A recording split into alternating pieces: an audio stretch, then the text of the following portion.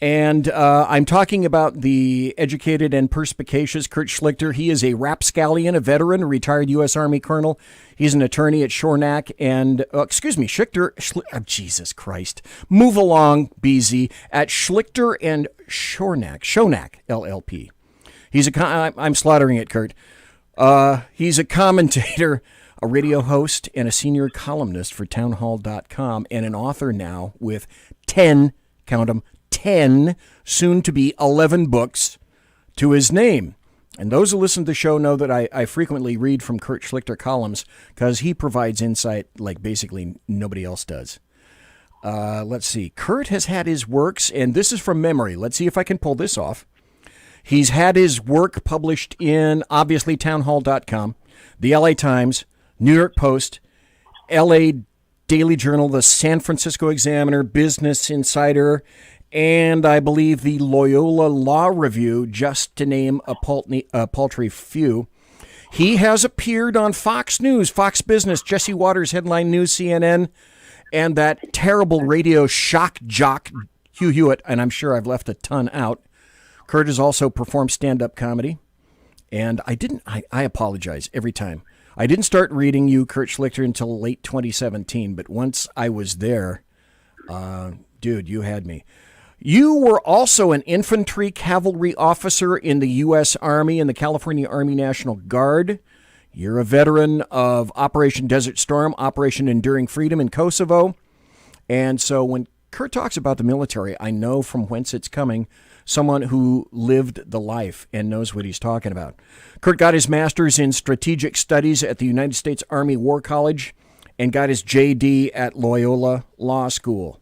So apparently, Kurt Schlichter is, he's either a Renaissance man or he really hasn't done much with his life. No, he's a Renaissance man. So, folks, with all of that, I'd like to reintroduce Kurt Schlichter into the Berserk Bobcat Saloon radio show. Thank you, sir, for being here tonight. Well, thank you for reading my entire resume, and that'll include my appearance. It's now at 9 o'clock at night. That's right. The West Coast. Okay, thanks for being here, Kurt. Time to go. What a great show! I really appreciate it. Yeah. You left out some shit, but that's cool. Yeah, that hour goes like 2 minutes.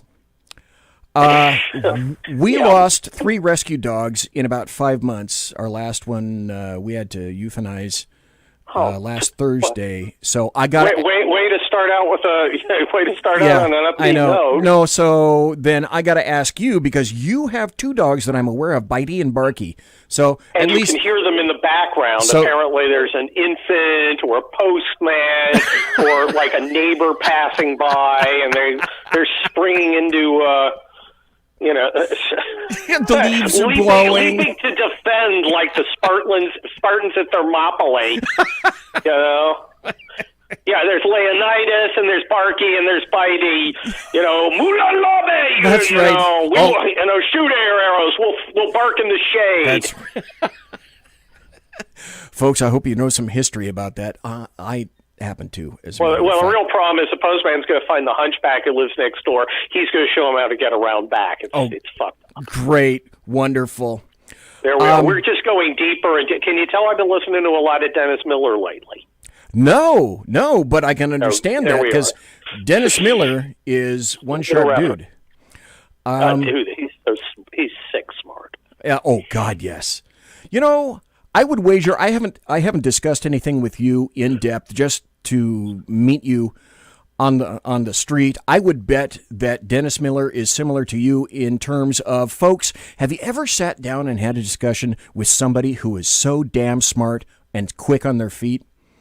One of our union rep dude was like that. I'll wager Kurt is like that. And then I used to take my warrants to a guy in Sacramento County here for signing, Judge Gary Ransom.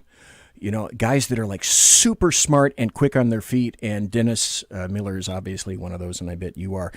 I don't know Judge Ransom. I know a couple other judges up there. Some I like, some I don't. Judge Gary Ransom is, oh my God, I have so many Judge Ransom stories. Judge Don Courier? No, but I have heard of him. He was a general in the Cal Guard. Oh, really? Wow. Yeah, I was active and guard, but yeah, I worked for him. Well, yes, they're all over the place. All these citizen soldiers. I know. Darn them. People know you mostly for your articles or maybe your television appearances, but they may not know that you are an author. And you're not just a regular author. Obviously, you've been published, but you're a rather prolific author. You got 10 books to your name right now. Yeah, I put out. And let's see, and 4 fiction books that are simultaneously resonant and prescient. The first one in your fiction series, and we're going to talk here tonight about the 4th one, but the first one was People's Republic, and let's see, that came out in September of 2019. Second book... 16. 16? Okay. I've done one a year since 16, okay. And I'm going to have another one this fall. Oh, yes, we will get to that. The second one was Indian Country in 2017. The third was Wildfire in November of 2018. And the fourth was Collapse, and you're right, published in 2019. And tonight, we're going to be talking about that and some other books. Now, the last time I talked to you, you had just published a book, nonfiction, called Militant Normals, How Regular Americans Are Rebelling Against the Elite to Reclaim Our Democracy. Yep. And since then, my show has kind of exploded. There are a lot more people listening, so some folks may not be, I know it's crazy, may not be familiar with your term militant normal. So, Kurt Schlichter, what the hell is a militant normal? Well, a militant normal is just a normal person who's just gotten pissed off at all the bullshit. See, I'm taking you up on the not safe for work warning at the beginning. Look, normal people want to go about their life. Like, what kind of person wants to be around politics? You and I do. It's kind of our job, and we like it. But, you know, lots of people have jobs that they kind of like. You know, guys who are carpenters, they like working with wood. I don't like working with wood. I'd do it if I had to, but I don't like. But, you know, we like politics, but most people don't. Most people want to just, you know, I want to go to Little League with my kid. I want to go to church. I want to have some beer. You know, I want to barbecue. I don't want to deal with politics. And they try and stay out of it. But there are these cycles in American history when politics finds them. And of course, we're living through one of these moments where you have a bunch of social justice assholes deciding to work out their freaking socialist daddy issues on the rest of us, and I think people are reacting to it, and I think they're going to get militant. I was just tweeting tonight, as I am wont to do, that I think the backlash is coming. I think people are tired of this shit. I think you're true, too. I've got a ton of pages of questions to ask you, and I will eventually get to that thing. You actually write down questions because I can't remember all this stuff. Listen, when I have somebody on, and I know a little bit about them, I have more questions than I can remember. You prepare for interviews. Yeah, I actually do show prep. I'll like host for Hugh Hewitt, and I got to get up at like 1 a.m., So I'll like get up at 1 a.m., I'll take a quick shower, I'll drive to the studio, which happens to be like 45 minutes, and then I'll be like, okay, what are we doing? Yeah, Dwayne, what are we doing? Like literally. Yeah. It's not quite that, but I'm like fascinated. Here's the thing. It's really weird because I'm just this normal suburban guy that somebody would A, have me on their radio show, and B, take the time to go, okay, these are the things I want to ask Kurt. That's just bizarre to me. I'm just like, what would possess somebody to go, I'm going to talk to Kurt? I better prepare. Well, the other thing is, I don't want to look stupid. And I've done way too much of that in my life. The other cool thing is that if you go on Hugh Hewitt's show, and folks, if you didn't know, Hugh Hewitt used to be in Southern California, used to be on at 5 p.m. Pacific. Now he's on at 3 a.m. Pacific, which is why Kurt gets about 75 seconds of sleep when he has to go on the Hugh Hewitt show, because it's 1 frickin' a.m. when he gets there. But the cool thing is, at least Hugh has a producer, and you can always ask Dwayne. Well, Dwayne is, you know, it's fun because I do a lot of different shows. Every producer is completely different. I bet Wayne, I know Wayne is way cool. Well, Dwayne, look, I was a colonel in the Army, and I'm used to having a sergeant major. Dwayne is a sergeant major. Oh, yeah. He's generally I walk in, and he's got his shit wired. Oh. And it's just like, okay, you need to stand here. Here's your coffee, Kurt. Stand here, do X, Y, and Z.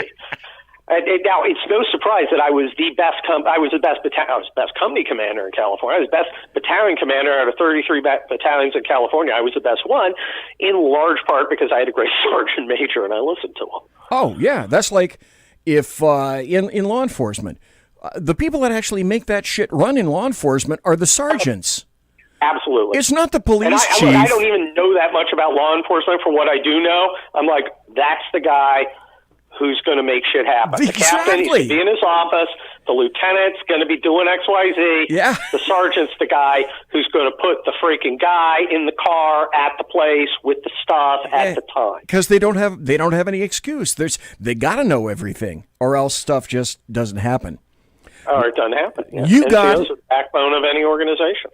You got, I forgot, I'm missing my courtesy here. Welcome to Alaskan in Chat, Sergeant Booker, Leslie Holker, Mississippi, 2 viewers, Mike, Jack, and a whole bunch of other people, left nameless, which I will name later, for $75 and an 8x10 glossy to be served later. We're here to talk to Kurt Schlichter about his 4th book. And your first was People's Republic, Indian Country, and Wildfire. Now you've got a 4th fiction book out, Collapse, in which the People's Republic is breaking up.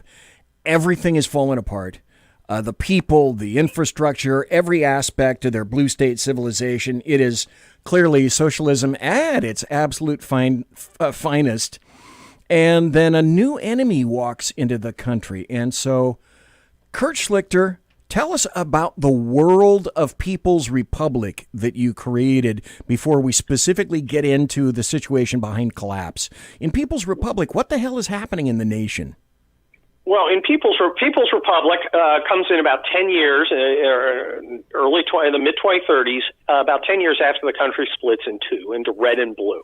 You've got basically the coastal America and red America, which is kind of the heartland, have split apart.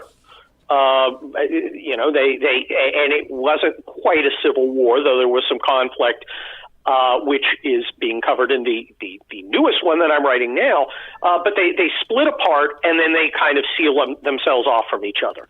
And the story is there's a operative, Kelly Turnbull, who goes into the People's Republic in each of these books on various missions, and sees basically America turned into what we're seeing America turning into right now. Yeah. And, of course, Red America is very, very different and very, very militant about its freedom. And it's quite a contrast. I love action-adventure books. I love a book you can read on an airplane. Every once in a while, I like humor. And I wanted to mix that with my warning about what would happen. Sadly, my novels are moving to the nonfiction section. I want to go over a quote that you wrote in your last book, Collapse. I'll get to that in a second. By the way, folks, if you don't already know, Kurt Schlichter is a good buddy of another guy that I know that I've had on the show before, Matt Betley. And Matthew Betley is a Marine, and he has written some kick-ass books. And Kurt and Matthew are in the same category. Just if you open these books, and folks, you can go get Kurt's books just about anywhere. People's Republic, Indian Country, Wildfire, and then his newest one is Collapse. And when we go over that in just a couple of minutes, we'll also get into his brand new forthcoming book, which we'll talk about in just a minute. Basically, the U.S. in Kurt's future has been fractured into essentially like 3 regions, distilled down to the blue and the red, and the blue controls, like you said, the left coast, and the blue controls the northeast and over into the Great Lakes, and the red controls everything else. Now, in Collapse, I'm not going to really Bigfoot anybody with spoilers about the book, but Kurt Schlichter, am I fairly accurate to say that things kind of come down to one round from a .357 Magnum and a little 200-foot nosedive? Yeah, there is that, and it's by a lot of it takes place on the San Francisco Peninsula, just by coincidence where I grew up. I okay. grew up on a place that happens to be very important tactically. It just happens to work out. And I was like, wow, man, if I'm going to do this thing, I would have to do it like where I lived. So I have a pretty good knowledge of all the areas I talk about in it because I've been through them all my life. But they work for the book. There's all sorts of stuff in it. There's men on a mission, and there's, the little group of misfits, and then there's guerrillas, and then there's the evil red Chinese, and then there's the airborne landing behind the lines. And if you know anything about military history, you're thinking, wait a minute, that sounds like a bridge too far. Yeah, yes. And if you like, movies, I had one guy go, I don't like the way you ripped off a lot of movies. I'm like, I was doing homages to my favorite movies through time. You can find, and all through it, all through all the books, you'll be like, oh my gosh, that's like Heat, or that's like 48 Hours, or that's like Escape from New York, which I find tremendously fun. In one of the books, what I thought, and I wish I could remember exactly which book, you may, there was a scene where Kelly Turnbull is getting a ride on a bus, and the bus breaks down, and the leftists cork off. And that was one of the funniest / saddest / most insightful scenes that I've read in a long damn time. I laughed, I cried, I really did. Folks, the Kelly Turnbull books, you can get them. There are 4 now, and that's one of the reasons that Kurt is here today. The interesting point is that you wrote your newest book, Collapse, pre-Wuhan 19 pandemic. I'm assuming you did. So the Chinese weren't exactly yet the massive enemy that they are today because of that. And so leftists, the thing I find interesting, leftists have been screaming about Russia since 2016, the influence of Russia over President Trump, air quotes. But they aren't the worst enemy of the U.S. by far.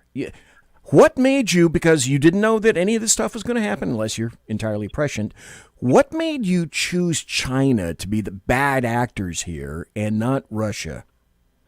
I'm a graduate of War College. It just seemed absolutely obvious what the Chinese would do, especially what they would do in a scenario where America wasn't a unified power anymore. Especially when a weak power was facing the Pacific, the blue states in the Pacific. Can you imagine the blue states building up a powerful army to protect American interests overseas? No, they're going to build a security system to oppress Americans at home, leaving a vacuum that the Red Chinese would be eager to fill. Which is why Collapse. No, it's not. I'm not even sure. It's Collapse begins in Hawaii. Yeah, you went. Chinese in? Yeah, you went all over the place in this. And folks, if you're watching on video on either YouTube or over at Facebook, here's Kurt's book. This is what it looks like. If you go into a bookstore, although you probably won't, because I don't think there are too many bookstores open. But if you go into Barnes & Noble or Amazon or anything like that, the book looks like this. Very colorful color. It says Collapse, Kurt Schlichter. You cannot miss it. So this time, Kelly Turnbull is on another mission, but it's not exactly a mission that he thought that he would see coming. Yeah, the Socialist People's Republic is in fact falling apart. It's held together on a string, and then basically, like lots of other predators, weakness is smelled. Yep. No, I think you've assessed it right, and Kelly Turnbull finds himself, in something not dissimilar to Guns of Navarone. There something happens.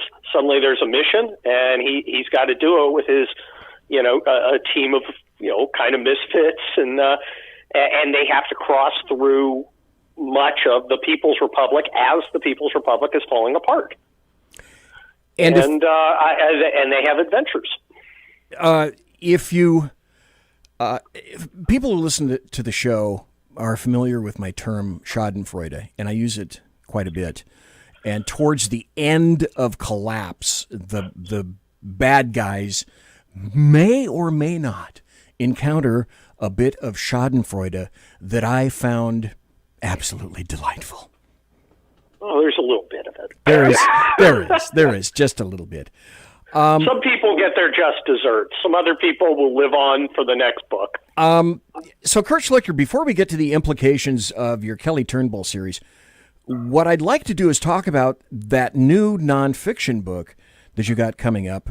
And when I was doing the promos for the show today, I put a copy of that, or a picture of that, up, and it's called The 21 Biggest Lies About Donald Trump and You. So one of the first things, and I've been wanting to ask you this for a long time, but I keep forgetting, which is why I wrote it down this time. Is it really outrageous, Kurt Schlichter, to suggest that what we experienced from basically 2016 on was a soft coup against a presidential nominee, a president-elect, and a sitting president? Am I way out of bounds with that? I think that's a fair assessment. What it is, and I wrote about it in Town Hall within the last week or so, it was a revolt by the establishment against the masses. Because the masses in 2016 registered their displeasure with the failure of the establishment. I mean, you have 20, 30 years of complete disaster. You had, Iraq, Afghanistan, which they still haven't won. You had the Wall Street collapse. You had Obamacare. You had outsourcing and a massive move of American jobs overseas, and the impoverishment and opioid addiction of masses of Americans, particularly middle Americans.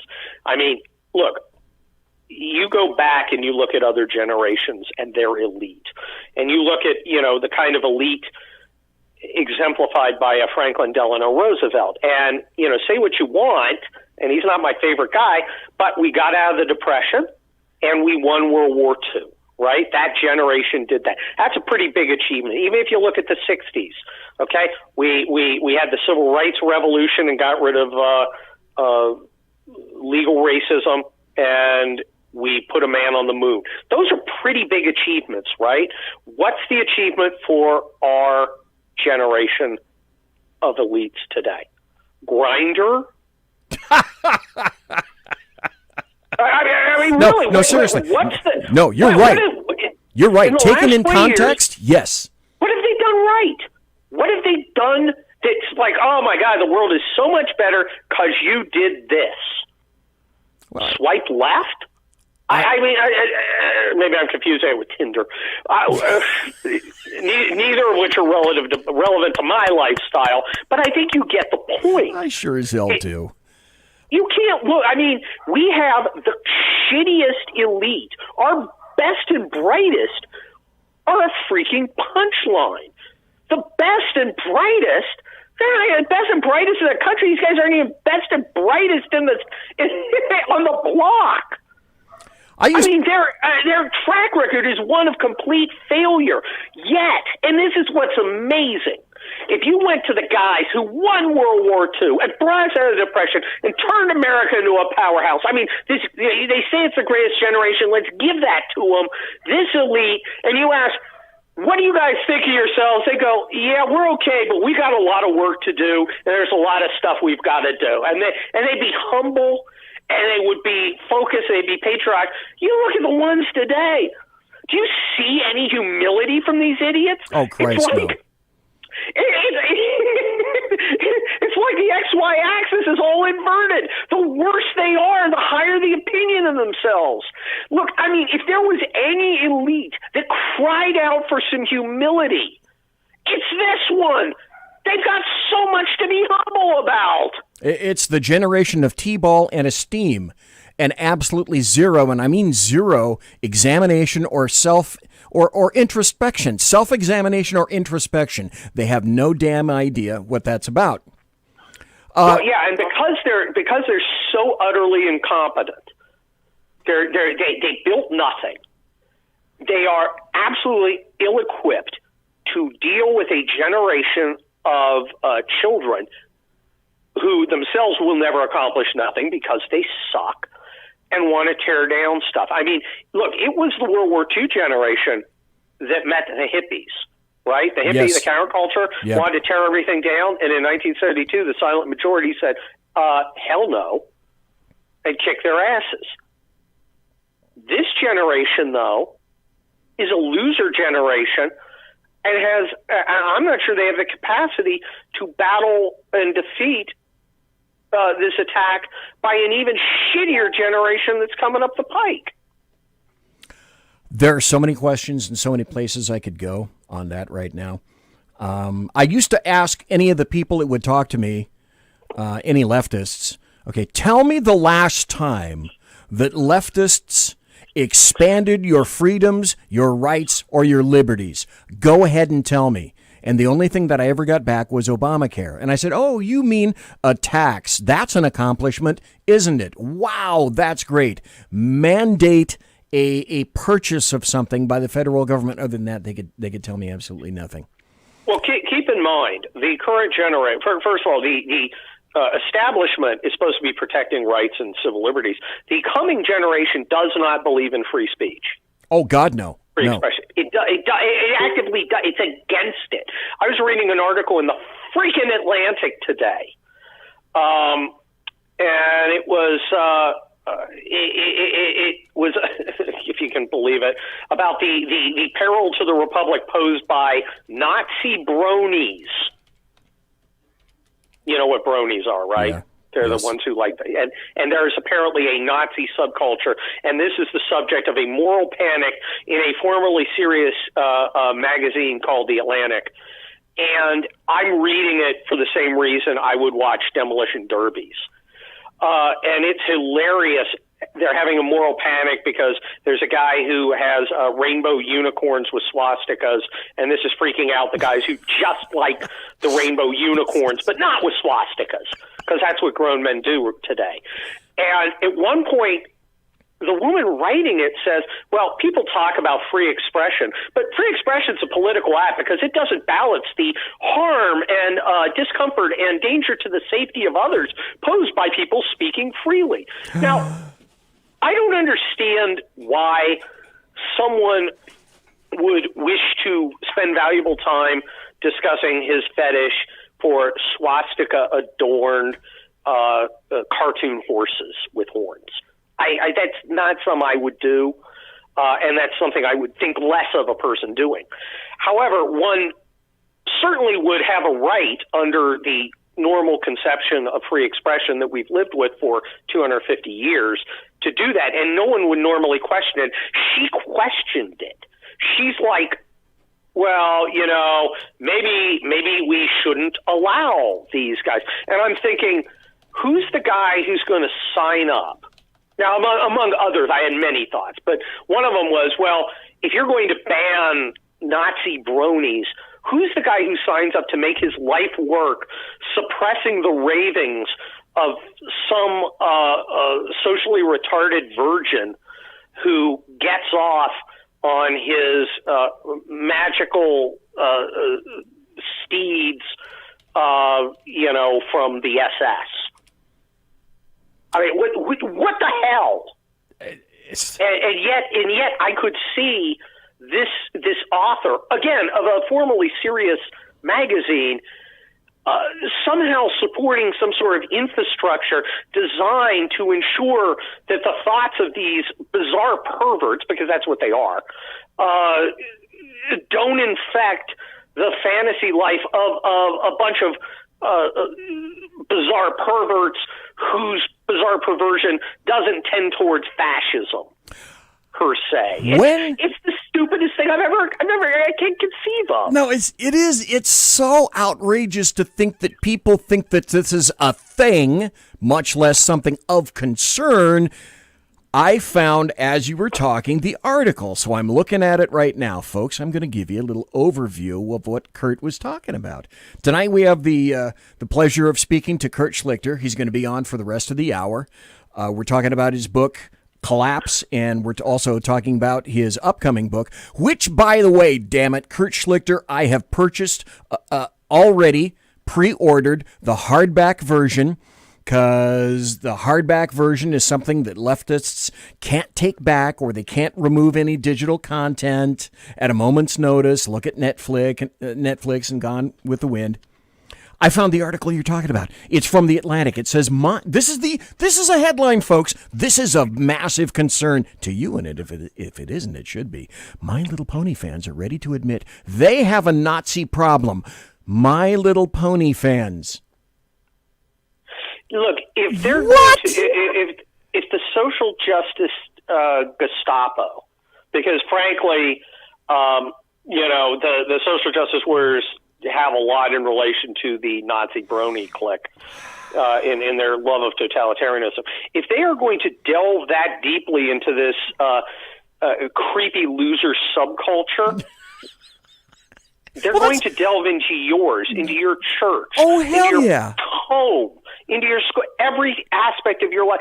If there's no space in society for a bunch of dinguses like the Nazi bronies, well, there sure as hell isn't space for you. You mentioned the subculture, and that's the funny subheading. The chick you're thinking about is Caitlin Tiffany, and she writes for her subheading, even a... God, that's the most SJW name. Hi, I'm Caitlin Tiffany. Of course you are. It's like two strippers met, and there you are. And here's my cisgender. My pronouns are, my pronouns are. Even a niche subculture built around magical cartoon horses is reckoning with racism. Oh, my God. Wait a minute. Did you say reckoning with racism? My Little Pony, she's writing this. This is what Kurt's talking about. My Little Pony fans have had a Nazi problem for a long time. That sounds well, thank God you're blowing the lid off of Derbroni kerfuffle. This is Gruber. What passes for seriosity is nation. Okay, let me ask. Look, there's got to, America needs people to go, pardon the expression, no, you're a fucking idiot. You got to start laughing at these people. Yeah, like if I was an editor at The Atlantic and she came up and said, I would like to write 3,000 words on the crisis in bronydom of, the 0.1% of bronies who, channel Mein Kampf. I'd like to write that, and the editor should look at it and go, no, that's fucking retarded. What's wrong with you? Are you stupid? Get the fuck back to your desk and write a freaking article on something that matters. Yeah, because that sure as hell doesn't. Let me ask you this. But it's emblematic of how thoroughly they want to police all of society to ensure that everybody is on the same page as them. And I'm not, and of course, what one of these social justice idiots would go, well, you're supporting Nazi brownies. No, I'm saying that, however, in a place with free expression, even Nazi bronies can go around and, I guess, goose step around the stable if they want.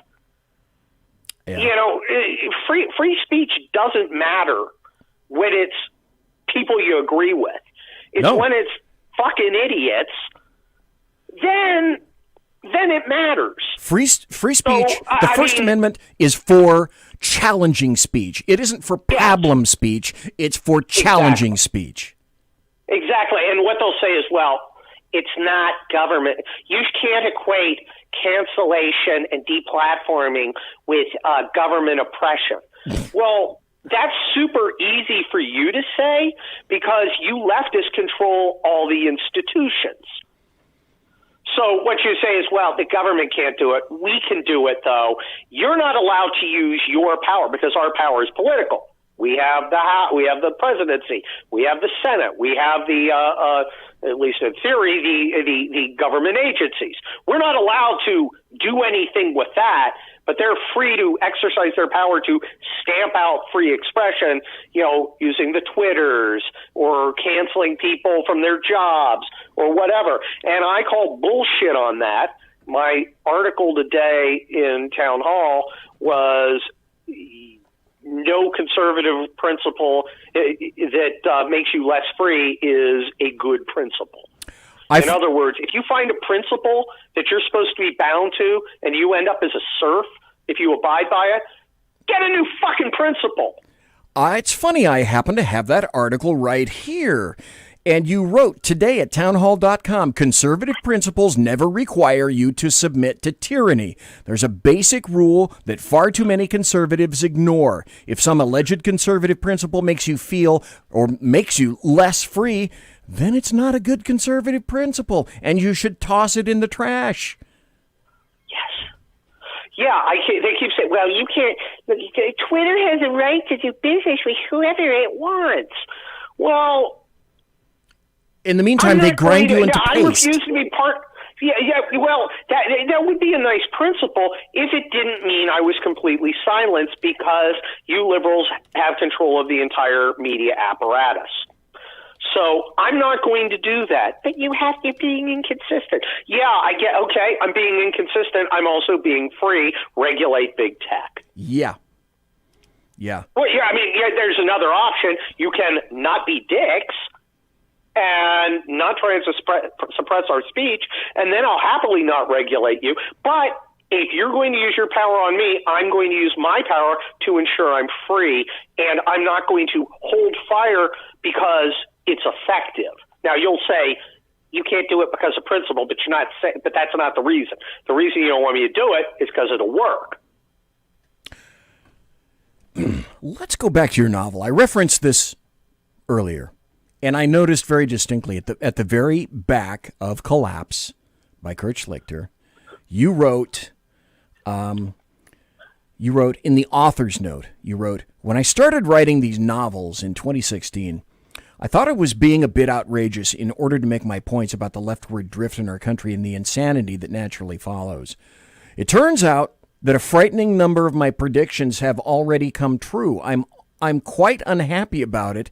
One of the reasons I write these books is to provide a warning, and it almost seems the left is using them as a template. And then you closed with, don't let this fiction become nonfiction. That's 2019. This is 2020. Prescient, folks?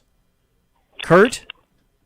Yeah, it's getting worse. And I got to tell you, I'm 55 and a half today, and I'm too old, and my knees are too sore to kneel.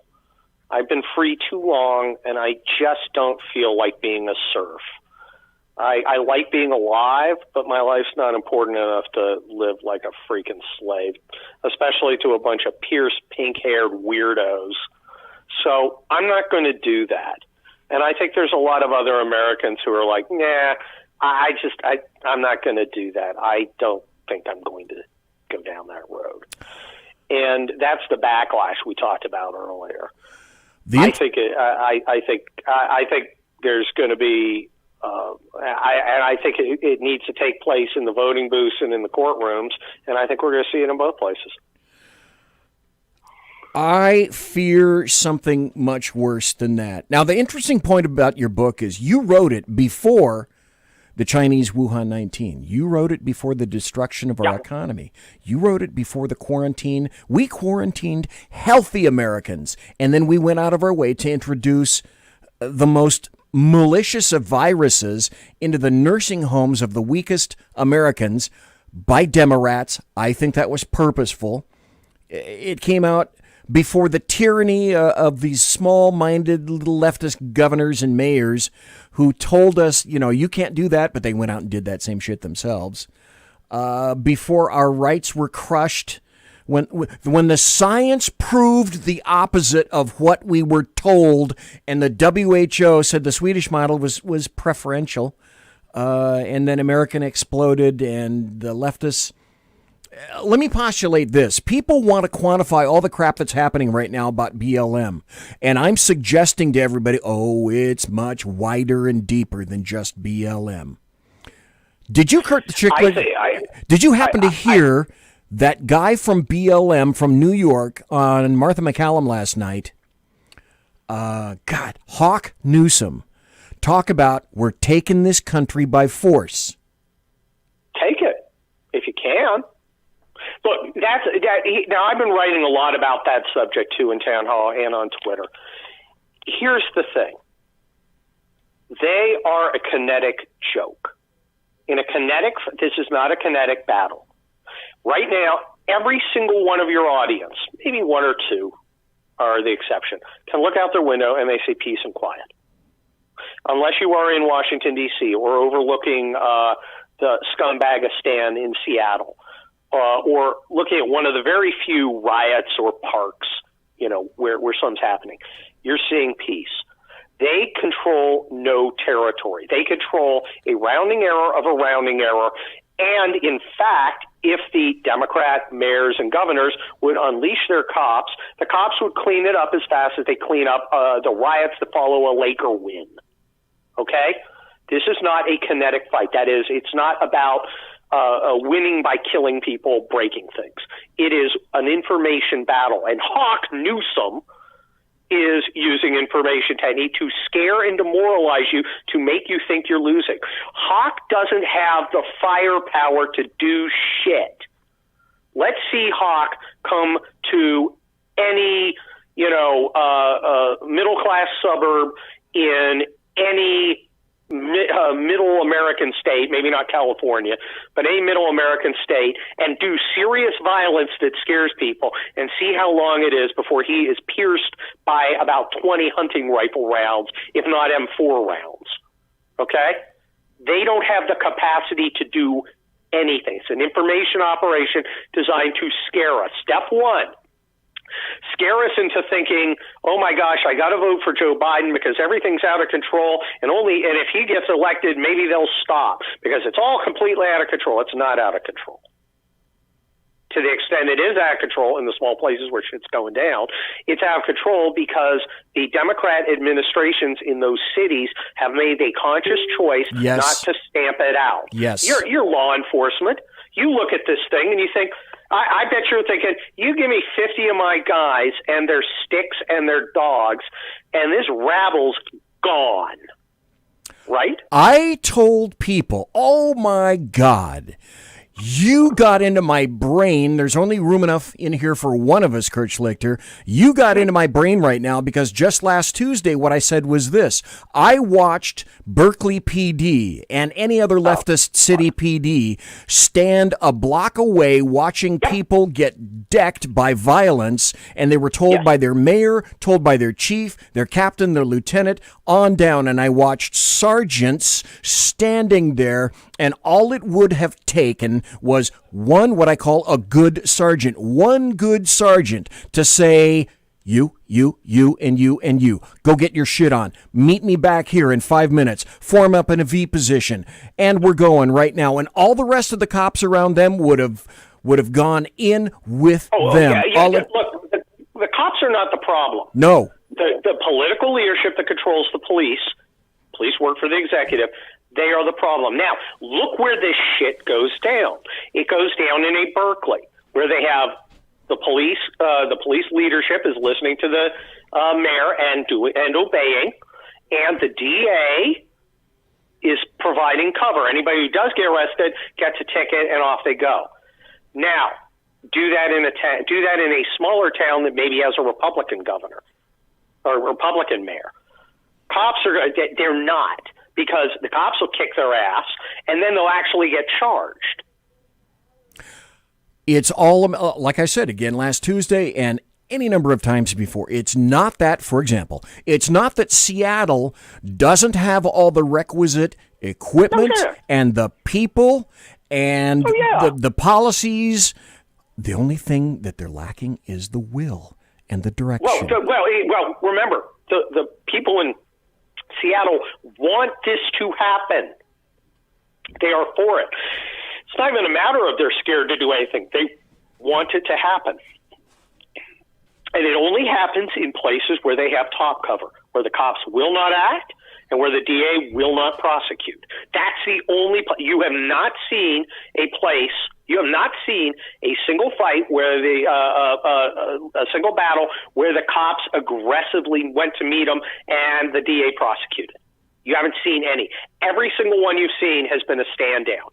You know why you haven't seen the others? Because there aren't any, because that's not where they go. They're not stupid. That makes for bad watching their asses get kicked by the cops makes for bad TV.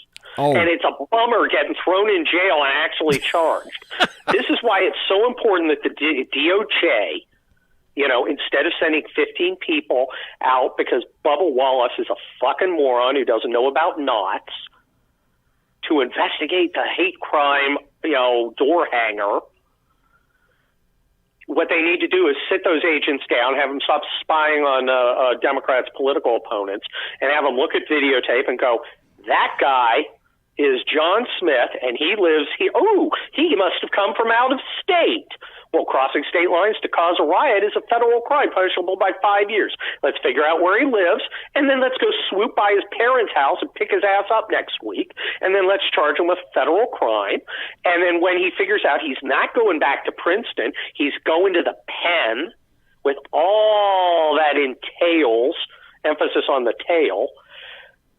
The $600 an hour lawyer daddy hires to get him out of this is going to say, well, young Caden will be very happy to cooperate and tell you anything you want to know about Antifa because he doesn't want to spend the next 5 years,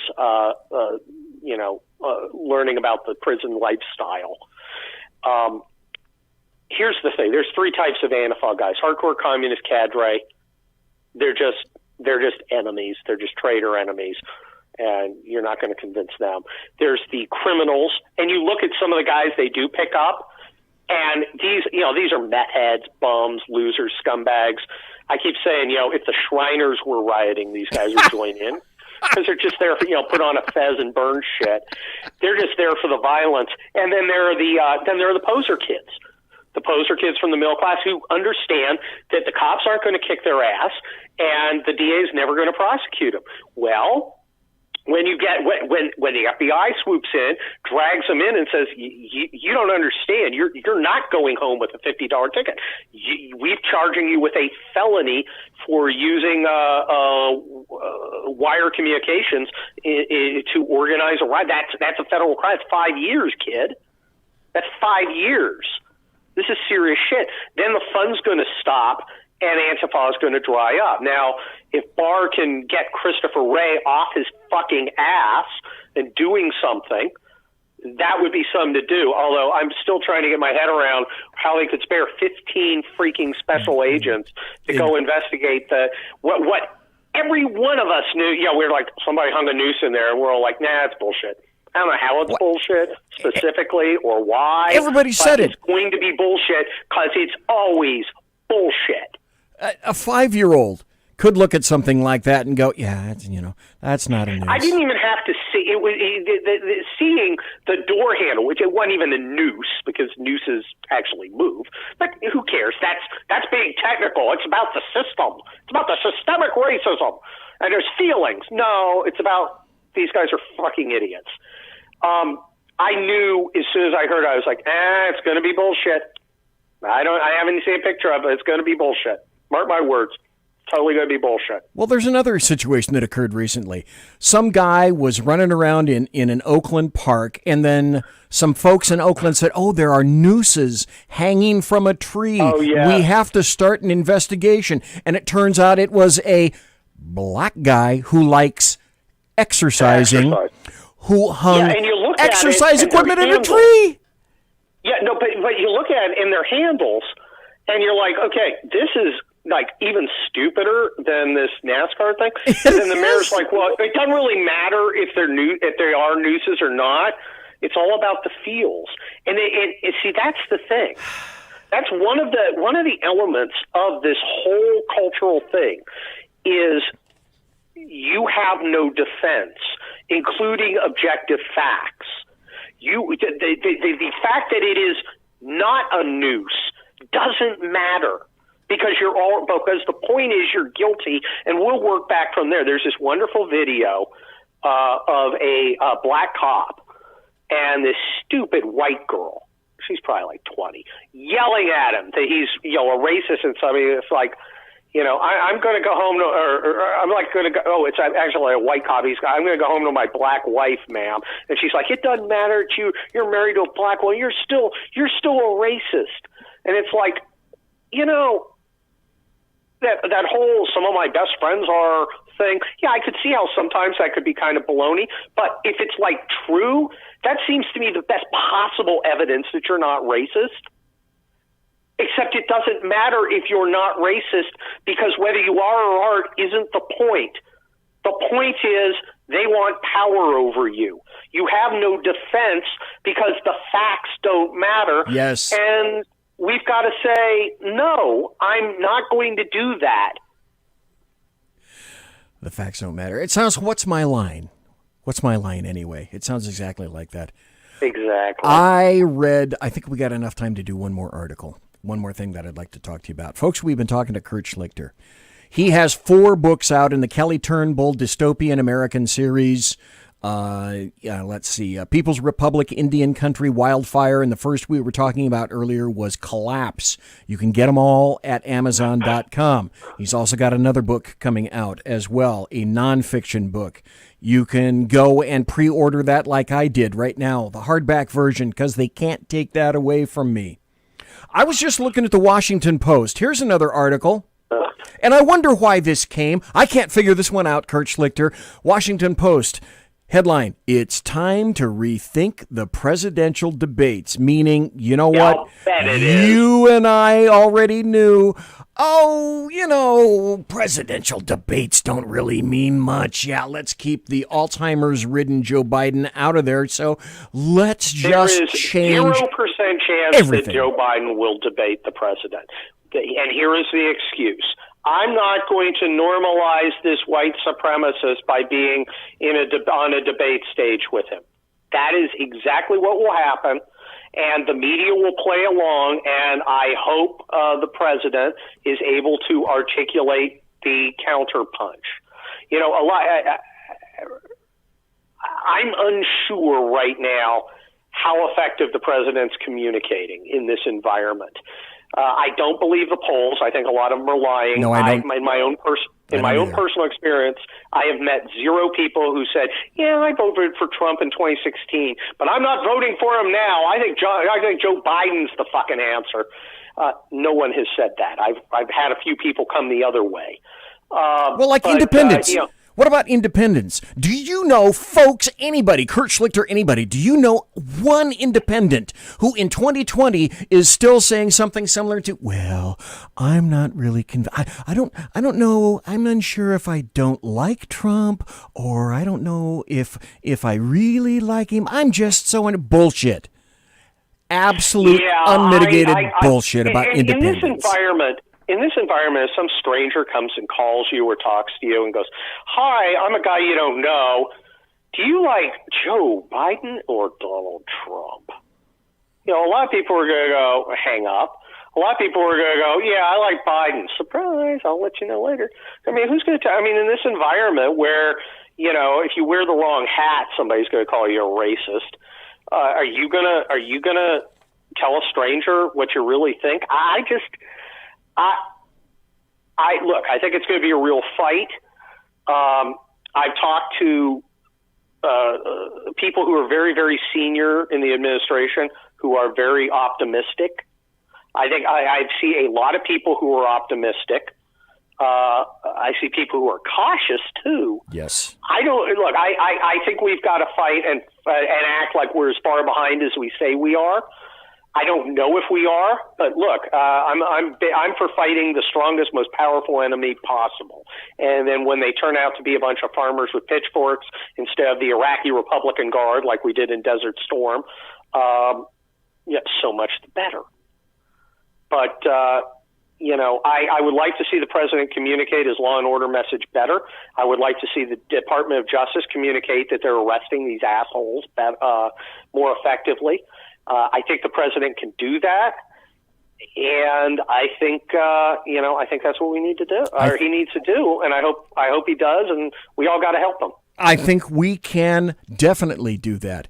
Folks, don't watch the polls. Don't listen to the polls, because the polls are going to do one thing. One or both of these things, especially the closer to November it gets. They're going to tell you, you can just go ahead and stay home because Trump is so far ahead. Or they're going to tell you, you can go ahead and stay home because Biden has it so far in the bag. But the bottom line, the link between both of those things is you need to stay home.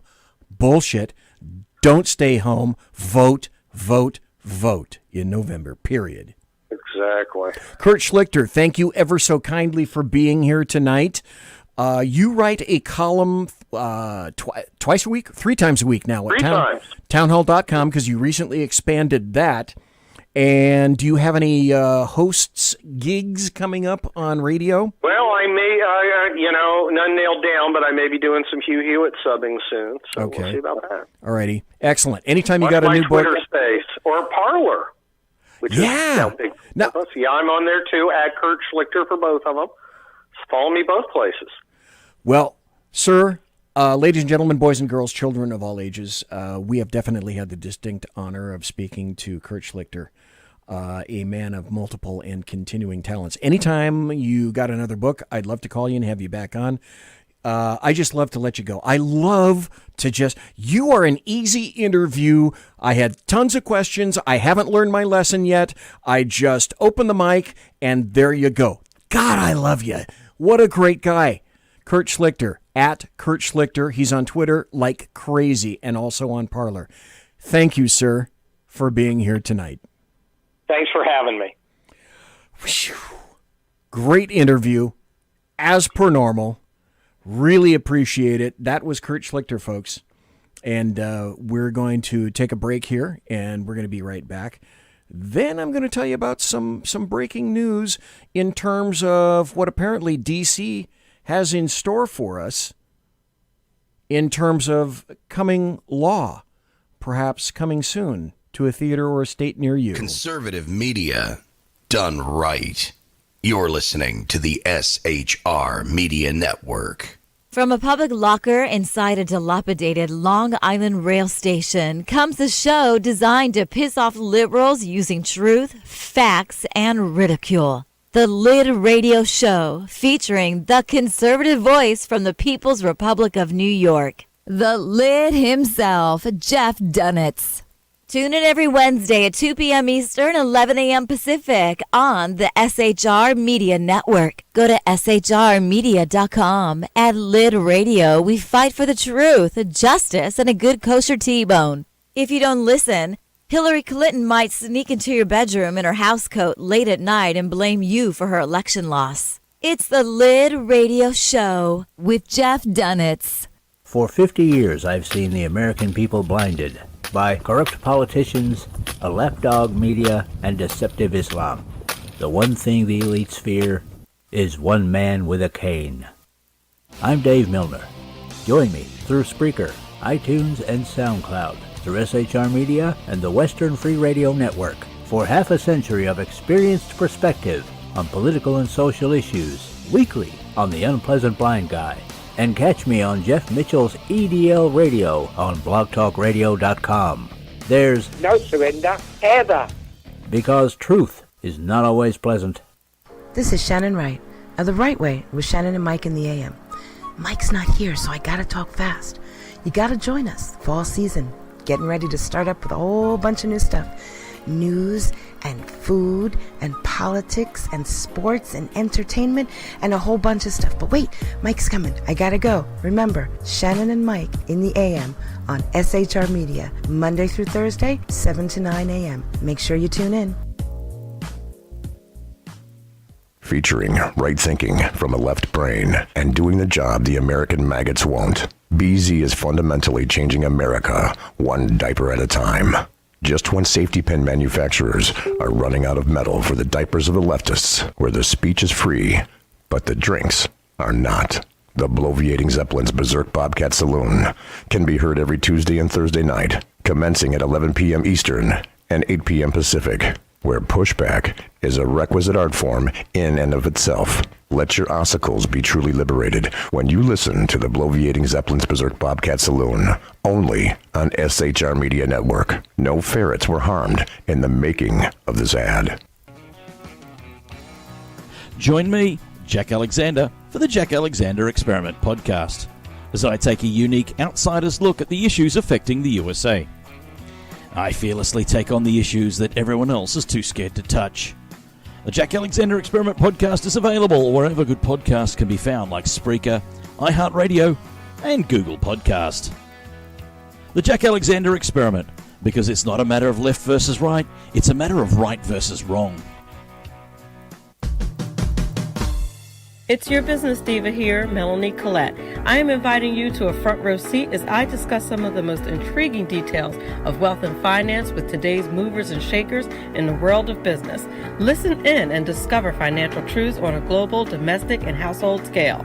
Uncover topics that will impact your wallet today and in the future. Money Talk with Melanie airs Monday through Friday, 5 p.m. East, 2 p.m. West, right here on SHR Media and High Plains Pundit Talk Radio. You can't afford to miss it. Featuring the effervescent contrarian Sackheads Clint, plus the unrestrained bulbosity of BZ, the Sackheads Against Tyranny is a real chat show. Doubling your late-night conservative talk show pleasure with double the hosts, you can listen every Wednesday night at 8 p.m. Pacific, 11 p.m. Eastern. Please note, some contents may have settled during shipping. Member FDIC, batteries not included, warranty voided, Montenegro. Conservative media done right. You're listening to the SHR Media Network. Ladies and gentlemen, boys and girls, children of all ages. What a great interview. That was Kurt Schlichter. Going to have him back. He really doesn't have any idea who I am. He really doesn't call me by name. But one of the things he said is he really enjoys doing the show and that he will be back. The thing that convinced him to come on the show was that I had already interviewed Matt Betley, who has written any number of great suspense and thriller novels. And I said, I'd really like to have you on the show. And Matt Betley has been on the show before. Boom, that convinced him right there. So Kurt Schlichter, what a fabulous guy. It's not like he doesn't have any accomplishments in his life or anything. Hey, a programming note for everyone. I'm going to, unfortunately, I believe, slaughter her name, but this coming Tuesday night, I'm going to, this will be a very, very special show. And I'm going to promote it, and I'll wager that you guys have no idea. Well, no, I know for a fact you guys have no idea what this is going to contain. I'm going to have Kate Krasuski. God, I'm sorry, Kate. I slaughtered that. But she's the owner of Survive, Thrive, Stay Alive, the page on Facebook. She is one incredible person. I can guarantee you don't know a thing about Kate. We went back and forth for at least an hour, texting back and forth today. Last Tuesday, I said, I'd really like to have you on the show. And she said, great, you bet, I'll come on. And then I always ask people before they come on, I say something similar to, tell me what I can't ask you. I'll ask you a ton of stuff. Here's some of the questions. So we went back and forth. I'm probably going to ask you this and this and this. And then she started telling me your story. All I will say is that it's incredible, and you folks don't have a clue as to what's coming Tuesday night. The life she's lived, if you liked her or respected her or thought well of her, Tuesday night after listening to her, you're going to have an entirely new level of respect for her. I consider myself to be blessed when I heard some of the things that have occurred in her life. I consider myself fortunate to feature her on the show next Tuesday. I told her, I can't begin. It literally is going to take me a couple of hours to ask all the right questions in an interview like this. And I always do show prep. My stuff doesn't come off. I can't remember all the questions that I want to ask people. But after listening to her and then texting back and forth just for an hour, maybe an hour and a half, what an incredible honor it's going to be to talk to her next Tuesday night. You know her as the creator of the Facebook page Survive, Thrive, Stay Alive, which has to do a lot with survivalists and equipment, mindset, philosophy, that kind of thing. Oh, you don't know a fraction about Kate. And I consider it, like I said, a blessing for her to speak on my show. If she wants the 2 hours, she can have it. It's going to be a roller coaster ride. And from me to you, I suggest don't miss it. I guarantee at the end of the first hour, if she says, okay, that's it, I got to go, you will not believe the story, plural, stories that she has. Oh my God, what an incredible person. Just talking to her today, the respect I have for that woman is incredible. So, programming note, next Tuesday, Kate will be here. If you don't know who she is, you will know much more about her Tuesday night at the conclusion of the first hour. So it's going to be 11 p.m. Eastern. She's on the East Coast. Not going to say where, but there's a 3-hour difference, so she has to stay up late. So 11 p.m. Eastern, 8 p.m. Pacific. Kate's going to be here for the first hour. I'm honored to feature her here. She's going to talk about some things that she's never spoken of before. She's got some new missions. She just retired. We'll talk about that. And a host of other things. You have no idea what's coming. Absolutely none. It's just, it's staggering and it's incredible. For the second hour, there's something that's coming for law enforcement, and I will get to that. And it has to do with a bill or a series of bills. But I want to start out with about 60 seconds as as I play a video. People send me videos all the time. Oh my God. Well, here's a video about President Trump. I'll just leave it at that. Odds are you're one of the people in America who's better off today than 3 years ago. And now you've got some smug Democrat calling you racist and trying to jam one hand in your ass and another in your pocket. So at a time when taxes are down, jobs are up, and the economy is way up, it'd be nice if there were a candidate who had more to offer than making you pay for other people's shit. Well, the eagle has landed. Say hello to President Donald J. Trump. He ain't just making America great again. Trump's doing things no president has ever done before.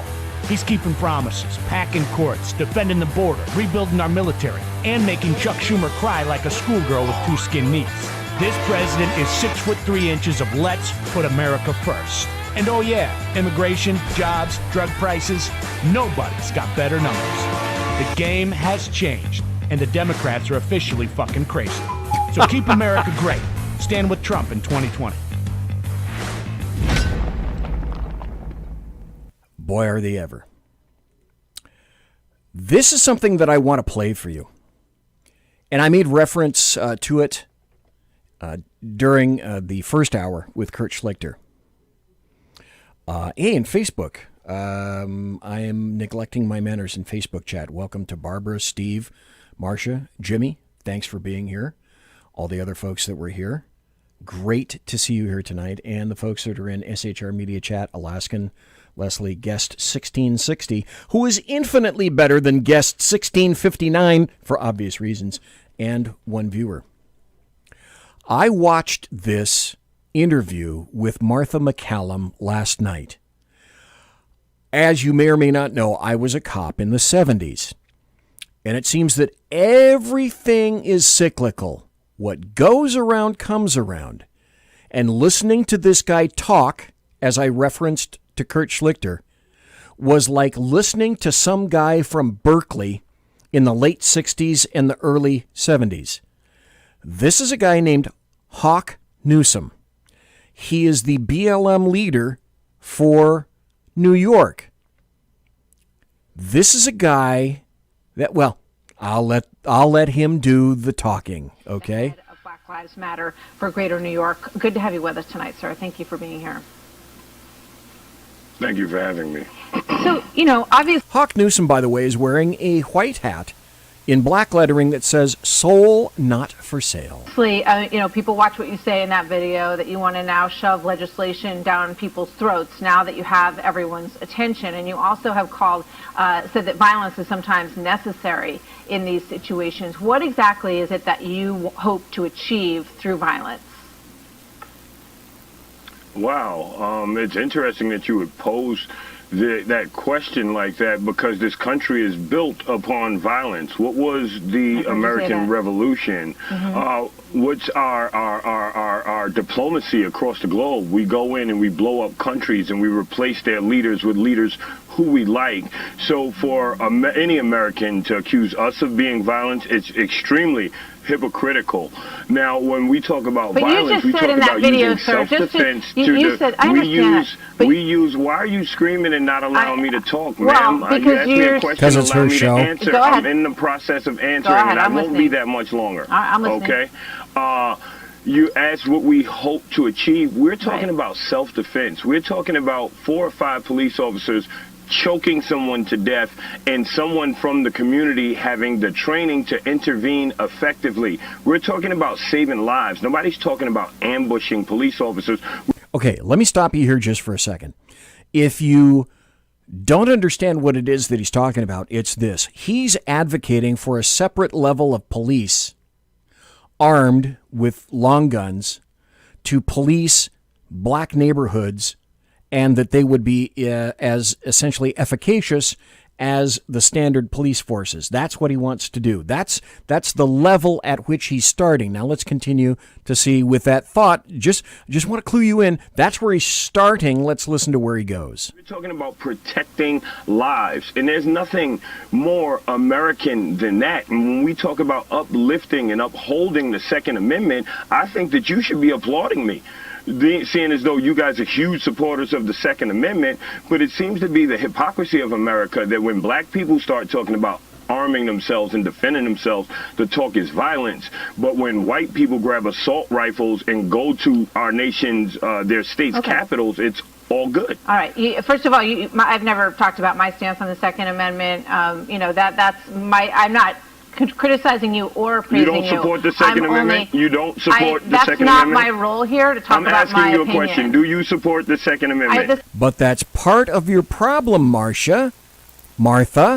Just thought I'd say. Second Amendment is part of our Constitution. Second Amendment, yes or no?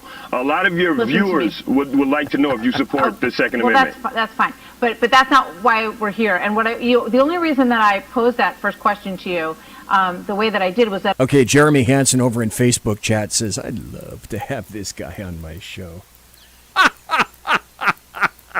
Jeremy, if you did that, you could sell tickets, mister. I watched you, talking on a bunch of different interviews today, and you said, burn it down. You said, burn it down. It's time. He did. So that makes me think that you want to burn it down. I said if this country doesn't give us what we want, then we will burn down this system and replace it. All right, and I could be speaking figuratively. Okay. I could be speaking literally. It's a matter of interpretation. Like, let's be very real. And let's observe the history of the 1960s. When black people were rioting, we had the highest growth in wealth and property ownership. Think about the last few weeks. Since we started protesting. No, you had the highest wealth and property ownership before LBJ, before he created the Great Society, and he sold you out. And you bit. There have been 8 cops fired across the country. You remember they were telling us that there was due process. That's why the cop that choked Eric Gardner to death kept his job and received raises for 5 years. Anytime a cop hurt a woman, hurt a child, hurt pregnant people, hurt our elders, there was always a call for due process. You must wait. You must wait. But the moment people start destroying property, now cops can be fired automatically. What is this country rewarding? What behavior is it listening to? Obviously not marching, but when people get aggressive and they escalate their protests, the country listens. Cops get fired. Now you have police officers. You have Republican politicians talking about police reform. I don't condone nor do I condemn rioting, but I'm just telling you what I observed. You're saying that that's what appears to be working and getting results right now, and maybe that is something for everybody to think about. I just want to put up this quote from Martin Luther King, and I've heard you talk about Martin Luther King versus Malcolm X, and you said that he was an anomaly, Martin Luther King. He said, "Let us be dissatisfied until that day when nobody will shout white power, when nobody will shout black power, but everybody will talk about God's power and human power." Do you agree with that? I love the Lord. And my Lord and Savior, Jesus Christ, is the most famous black radical revolutionary in history. And he was treated just like Dr. King. He was arrested on occasion, and he was also crucified or assassinated. This is what happens to black activists. We are killed by the government. Well, and if you need context, if you read your Bible, it'll say that Jesus had feet like burnt brass and hair like wool. I don't know if you noticed, but our hair seems to be more like wool, and we seem to be likened to that color than anyone else. Right. And, it's just the hypocrisy and the white supremacy in America and in the world that would show us portraits of a pasty white Jesus. Jesus was not white. We all know this. Okay. I think Jesus is Jesus to all Christians, and people interpret him in imagery in different ways. Obviously, he was from the Middle East. We all know that. That's obvious. Okay, let's stop. I think I've had enough of this, and I bet you have too.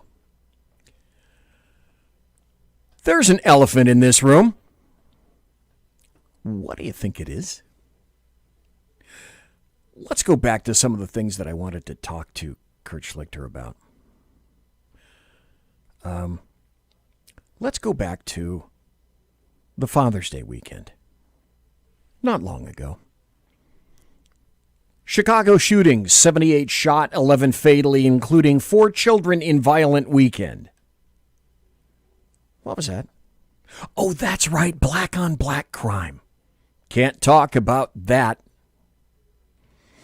Then breaking, 12 people shot by gunmen in Minneapolis business district. Mostly blacks. Can't say that. Victims. New York City sees staggering shooting numbers. Top cop warns of storm on the horizon. Well, after they disbanded their plainclothes unit. By the way, if you don't know, NYPD's plainclothes unit, folks not in uniform, they exist to stop crimes before they begin, or to arrest people immediately because they fit in with the rest of the folks, and they actually use proactive law enforcement. What a concept. Here's another story. Mayhem breaks out as blue flu spreads in Atlanta. Wild gun battle break out in the streets. Clearly it was a bunch of gaups doing that, wasn't it? Guilty, overeducated white people armed to the teeth. As good old Hawk said as they appeared up on the steps of various capitals. No, it wasn't that. It wasn't those people. Huh. Let's see.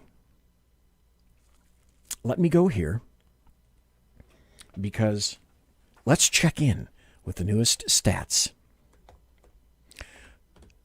You can go, just as I'm doing right now on my laptop.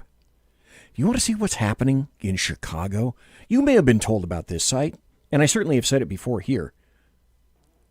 Go to heyjackass.com, just like it says, heyjackass.com.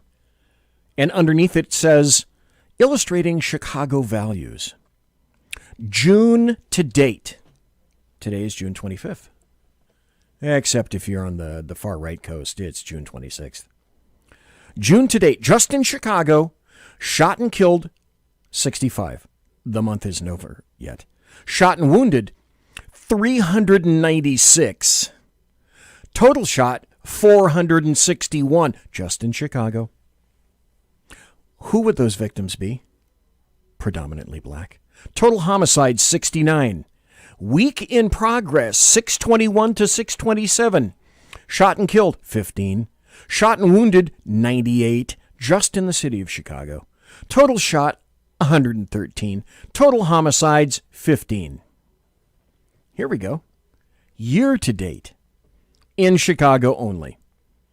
Shot and killed, 287, mostly black. Shot and wounded, 1,340. Mostly black. Total shot, 1,627, mostly black. Total homicides, 314. heyjackass.com. I heard a 911 call earlier today. I put it out on social media, and I'm going to play it for you tonight.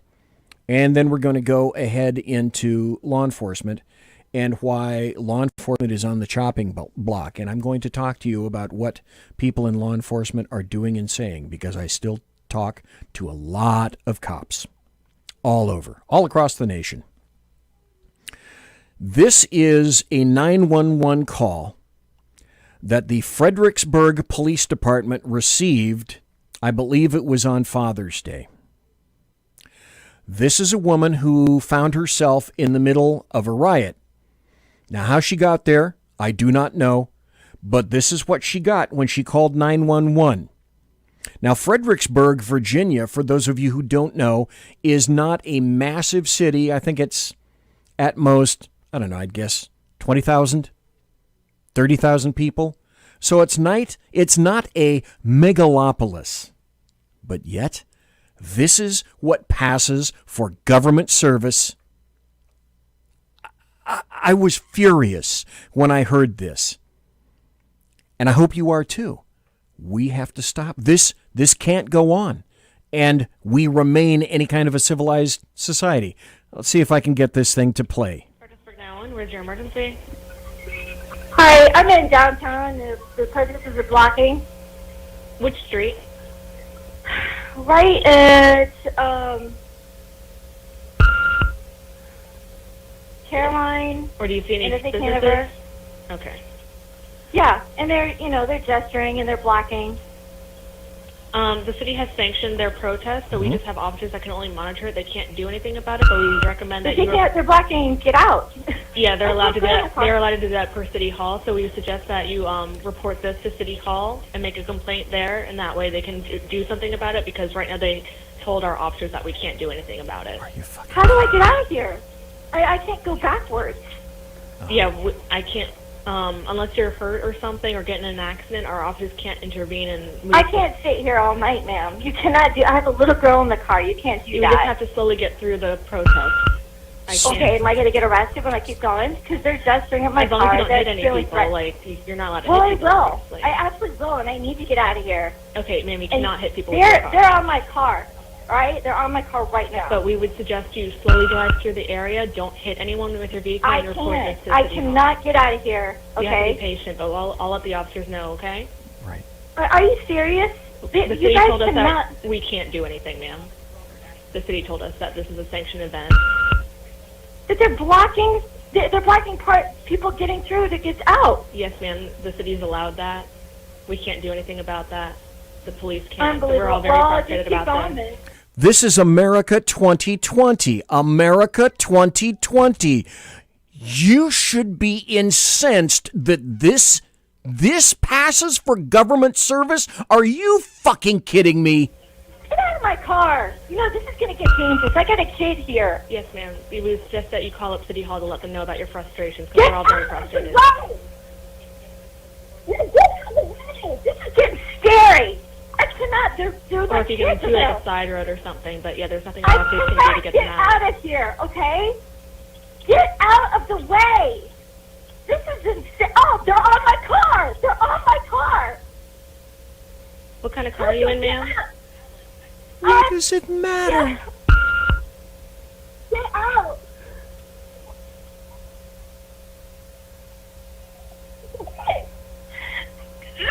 Ma'am, are they actually sitting on or standing Hey, on your car they're on right my now? car right now. What kind of vehicle are you in? I'm in a black Highlander, All right, I'm going to let the officers know about that, okay? Hold on just a moment. and I got a little girl in the car crying. Are you kidding me? Okay, stop. Now the dispatcher, and I understand to a degree it's not her fault, now the dispatcher thinks that whereas before she couldn't notify the police, now she's going to notify police. I will tell you, let me do this so I can simmer down here just for a second. I'm going to do the station break and that's it, basically. Conservative media done right. You're listening to the SHR Media Network. So this passes for government service now? This is what City Hall is relegated for you? This is the service that government gives its taxpayers? The protesters can do everything, you can do nothing? This is the kind of situation that lends itself to people actually getting killed, to people beginning to run each other over. If you are a mother with your child in the automobile, you're supposed to let that happen. Is that correct? Apparently in 2020, that's correct.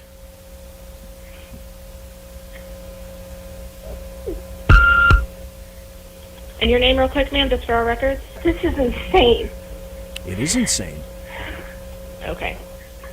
Sure, thank you.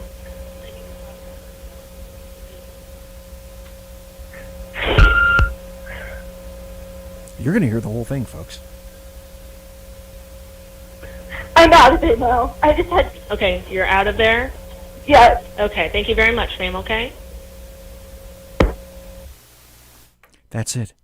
Now, the government has no interest whatsoever in you. You're just a blip on the screen. You don't matter. You are of no concern. That dispatcher, in my opinion, was very dismissive. Perhaps that's the script that she was given.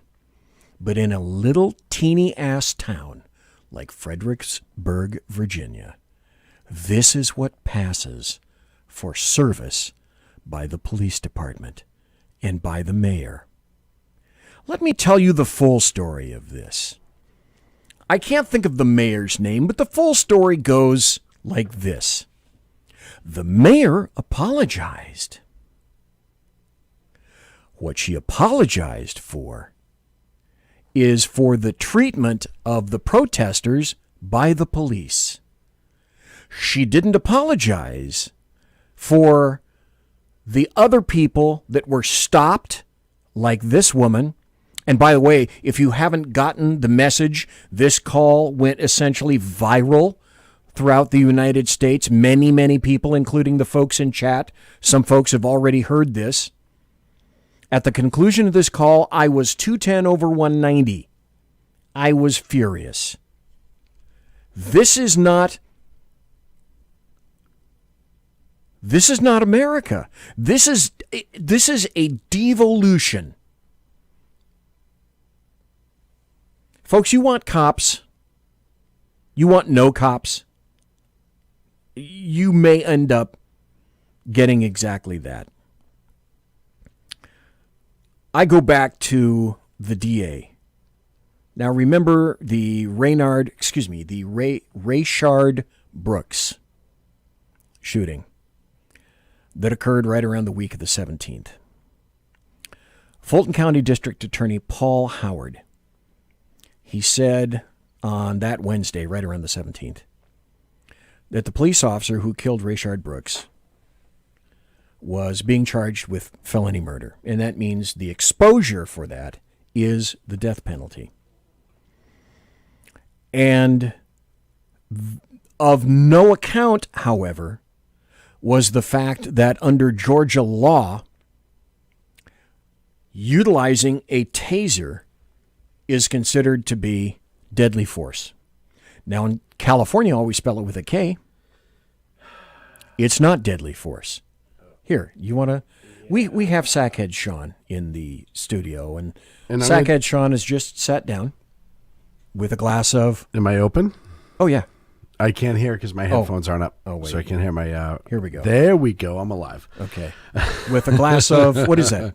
Bourbon? This is actually, a little bit of bourbon. Just, it's one of those things where when I'm going to be on your show, I want to make sure... That I'm well lubricated. Okay. Excellent. So here is the amazing part about this whole taser, not a taser thing. A week earlier, the DA said, this was, in fact, a deadly weapon when it was used to pull a couple of teenagers out of a car. When it was used by police. By police officers. It's a deadly weapon. And here's the funny part is, if you follow any sort of force triangle, what do they call it now? Because it was a ladder. Used to be the force continuum. Right, it was the force continuum. But remember, it was the ladder, and then it was a triangle, and then it was a circle, whatever the hell. Then it became an isosceles triangle, and centrifugal force was used. Yeah. When a police officer is faced with confrontation, he has numerous opportunities to use depending on which tool he has at his discretion that meets. The taser has been the go-to for non-lethal force over pepper spray, over baton, because it's very specific to the individual that you're dealing with.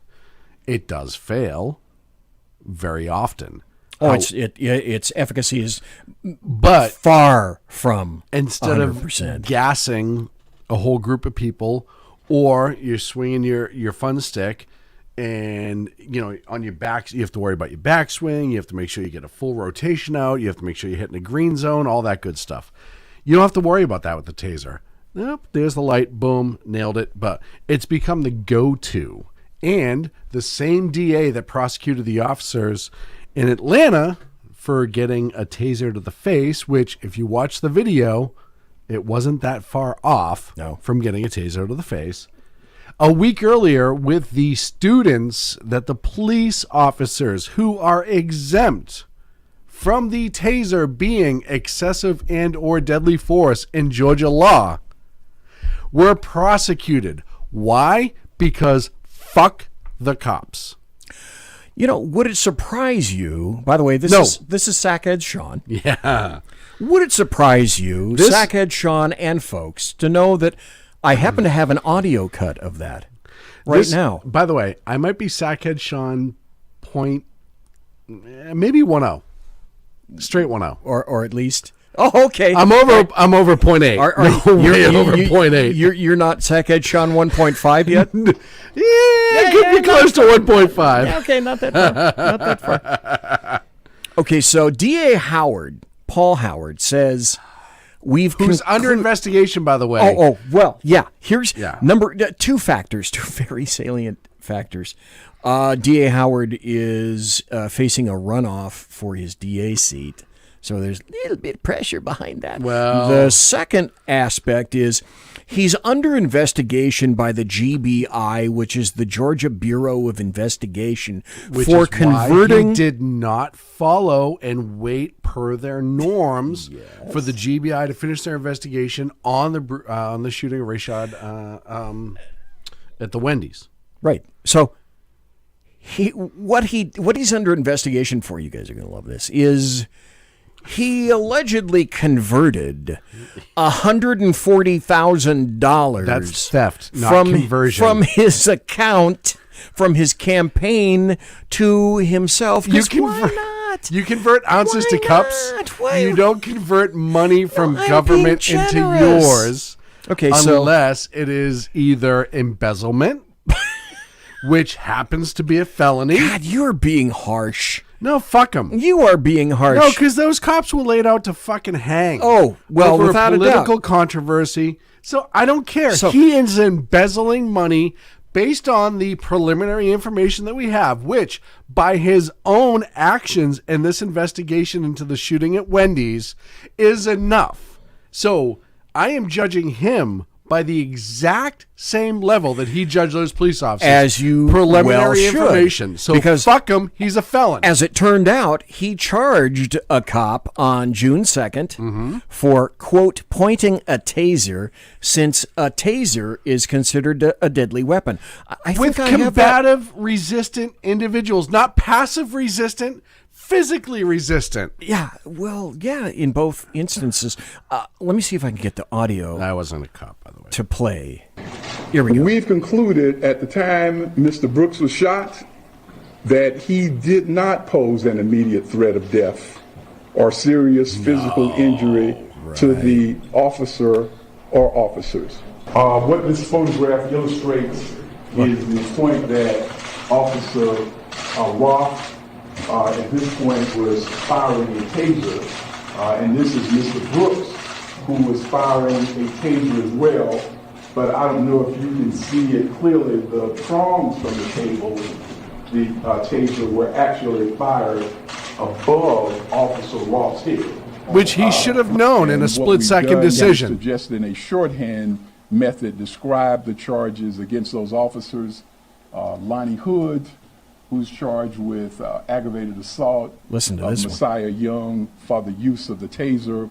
The aggravated assault of Tanaya Pilgrim, also for the use of the taser, and also a simple battery for pulling Ms. Pilgrim out of the car onto the paved street.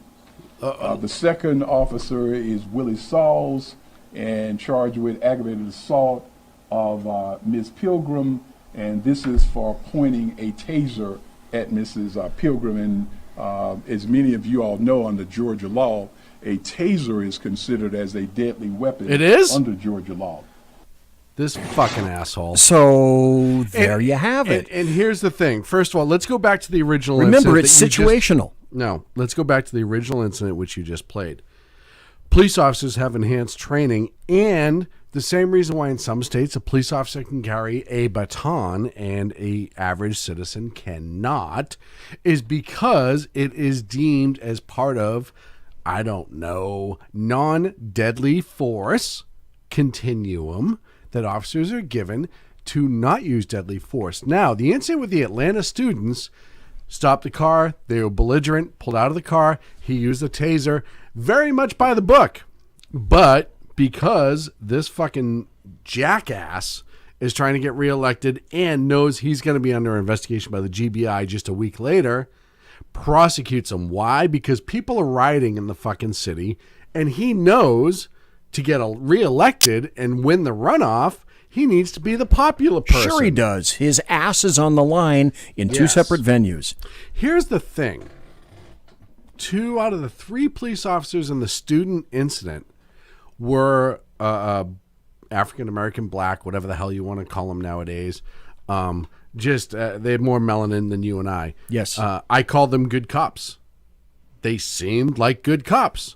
These were guys that if you were going to a call and you were waiting for backup because you were rolling with somebody, they would be there for you. They would absolutely be there for you. And BZ, How long were you a police officer? For 41 years? Yeah, it's pretty much. Sergeant? I was. Yes. Training, you did use of force investigations, all that stuff. I was in the training division for many years. And let me ask you, and don't use my experience, we'll use yours. During the vehicle incident outside of the University of Atlanta, did you see anything wrong based on current law enforcement training standards and practices? You're talking about the two young kids that were pulled out of the car at taser point because they were not following police commands. Okay, now that video I did not see. Okay, I will tell you from seeing it that given the situation, the looting and rioting had already happened. You had people that were verbally and passively resistant. They used the taser as the threat of force, which is a common occurrence in law enforcement and accepted practice. Hey, if you don't do this, guess what's going to happen? Pulled them out of the car. Totally, both, I think there was actually 3 officers total, but the 2 that they focused on, by the book. By the book in the sense that you and I both know this, we've been there, by the book in a when people are rolling around sort of way. When you're fighting by the book's a little bit different than by the actual book, right? Because it has to be. So those 2 cops, and maybe third, I thought did perfect. You pull them out of the car, they were resistant, you had to threaten with the taser. Why do police officers threaten with force? The same reason why you threaten your kids, hey, I'm going to slap you if you don't do what you're told. So, flash forward a week later, even though this shitbag DA determined this to be, this is deadly force, which I think under Georgia law, there's every state's a little bit different. You have every state dangerous weapon versus deadly weapon, but they're the one and the same depending on what state you're in.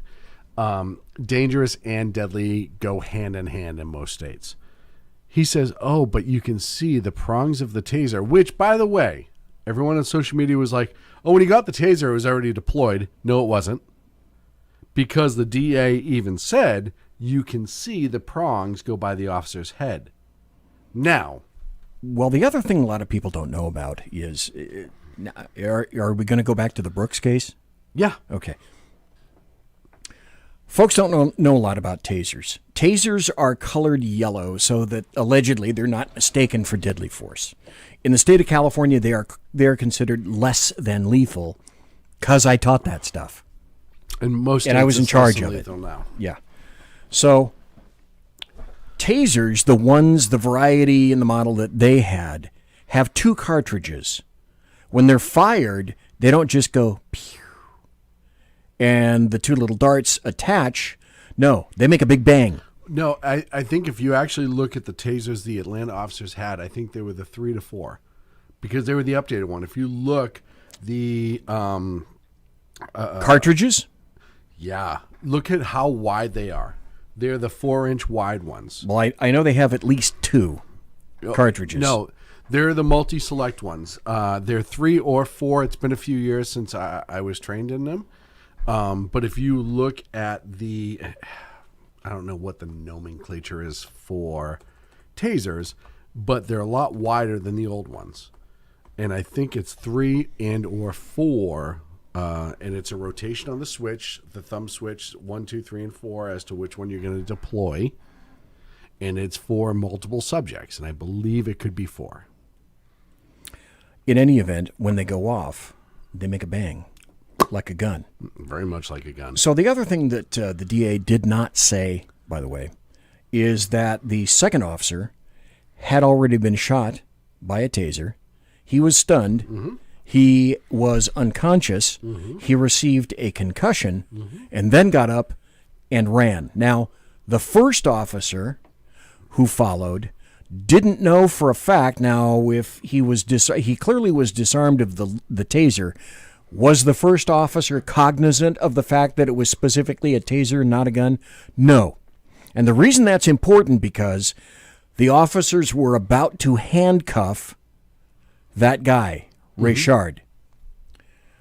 Then after handcuffing, then you search. They had not yet searched him. So they don't know for a fact that he doesn't already have a handgun on his person and that as that guy reaches back and there's a foot chase at night in a parking lot, that as he turns and aims something at that officer, and the officer hears a bang, that he can certainly clearly delineate between a taser and a handgun and a pistol of some fashion. The answer is I don't believe he could.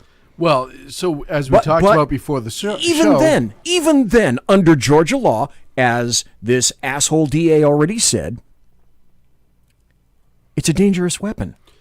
Well... it's deadly force. Well, the officer gets tased and goes to the ground. He's on the ground for 30 seconds, riding the lightning, so to speak. His firearm is now up for grabs. It could be easily up for grabs. His baton is up for grabs. His pepper spray and is if the guy were smart, what's the other thing that officers tend to carry on their belts? On their belts? Yeah, keys. Yeah. To what? To a car. What's in the car? Well, if you get into the car, you're either going to have a long gun or a shotgun or both. And granted, most of those have a lock. I don't want you to think that we're just throwing AR-15s and M4s and Remington 8. No, but if you've been in the back of a cop 870s? car before, well, we carried 870s. Yeah, okay. Wow, it's been a while. I know. But we don't just throw them in the back of the seat. They're actually locked But into if place. you've been into a cop car before, some people know exactly how to get to those. Right. And the information's readily available, and I won't repeat it on here because I'm not an asshole. Not necessary. But the information is out there and readily available. This is one of those times, and we talked about this before the show, actually, well before I was drinking. Yes, we did. Audio-visual exclusion. And I will, if you'll permit me, I'll explain it to you. Con su permiso. Thank you, sir. Audio-visual exclusion, anytime you're in an adrenaline dump situation. They teach this in the academy. I've taught this. I taught it at the range. There is a reason taught why it at EVOC. You repeat the same actions over and over and over when you're training, especially as a law enforcement officer. Because what happens when you get audio-visual exclusion, your body dumps adrenaline. You see and hear what you are focused on. This is not a choice. You can't be racistly audio-visually exclusive. This is what your body does naturally. You focus on the perceived threat. Your body dumps adrenaline. Your adrenaline hits your system. Your eyes then focus and lock on what that perceived threat is that caused that adrenaline drop, as does your hearing. It focuses on that subject. Your vision becomes narrowed, and you get auditory exclusion, and you also have like beams. You also have a little thing that's called the fight or flight reflex. Yep. Well, that was my next point. You get into fight or flight. Do I engage and can I win? Or do I need to retreat and save my life? Well, in physiologically, in flight or fight mode, what the body does is it tends to send the blood to the center mass so that you can keep the heart pumping, and it moves away from the extremities. Yes. As it moves away from the extremities, it also moves away from the brain as well. And you get some occlusions in terms of thinking, and that's not just cops, that's anybody in a stressful situation. Well, and so most people don't realize they've been through it. And you have been through it. If you're above the age of 18, at some point in your life, you've experienced audiovisual exclusion, and it could be in a fun situation. As you get older, it has a tendency to drop off based on the experiences that you've had. But maybe you're on a roller coaster. And if you've never experienced a full adrenaline drop, you can trigger the audiovisual exclusion. Most people can trigger it in their life. Law enforcement, it's different because it's like military firefighters get it. Anything where you potentially could lose your life, it comes up to a different level. So audio-visual exclusion hits.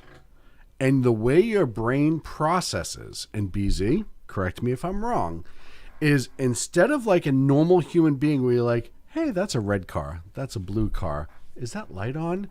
What happens is, not a threat, not a threat, not a threat. Oh, that's a threat. And then you respond to that. Well, and it goes back to your primordial being in preservation terms of your own life.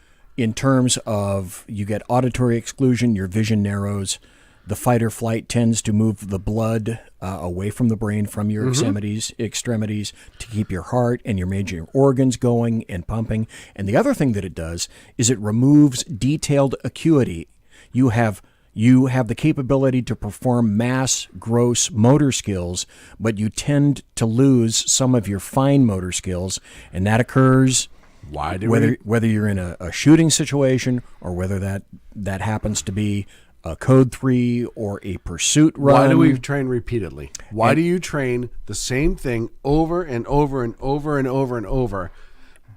Because when the defecation hits the oscillation at a high rate of speed, your muscle memory, the subconscious in you, needs to respond to that to save your life. Like you said, the blood draws away from your extremities, it goes to your heart. Why? Because your heart is the power behind the rest of your body. So your thinking is altered. The adrenaline in your system is altering your thinking along with the loss of blood to your actual brain. So you go to muscle memory. Muscle memory reacts and responds to what you've trained it to. It's primordial thinking. You're an animal. It's the fallback position if you've been trained sufficiently. Mm-hmm. The other thing that occurs is part and parcel of the startle reflex. What I used to train and say to people is, and I love to do this in the academy, I would walk up to a student as walking up behind them, going up to the podium as I'm speaking.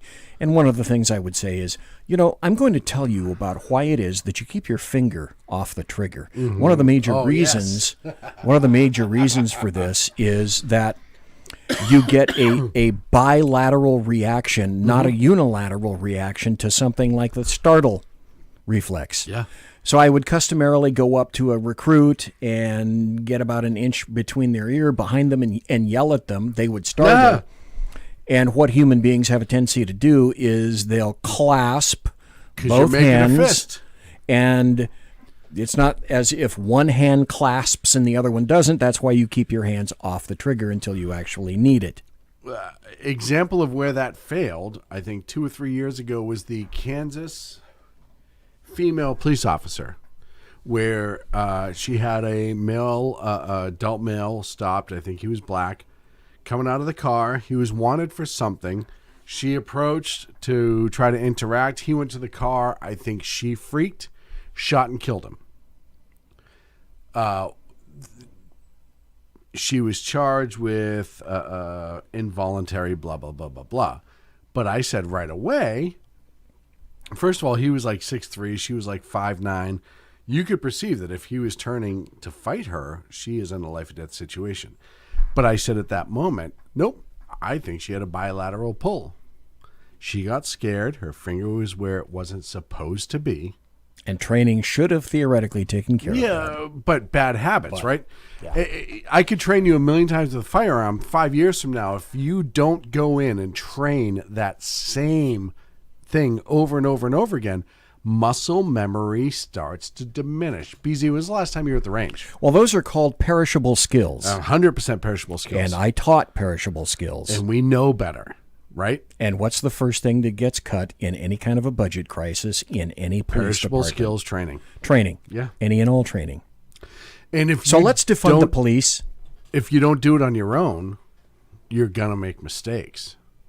That's the sad part. Now, pushing this back to Atlanta, I don't think there was a mistake there. He turned, he got the shot in the back. Okay, well, I can put any weapon over my shoulder and still have my back to you and shoot at you.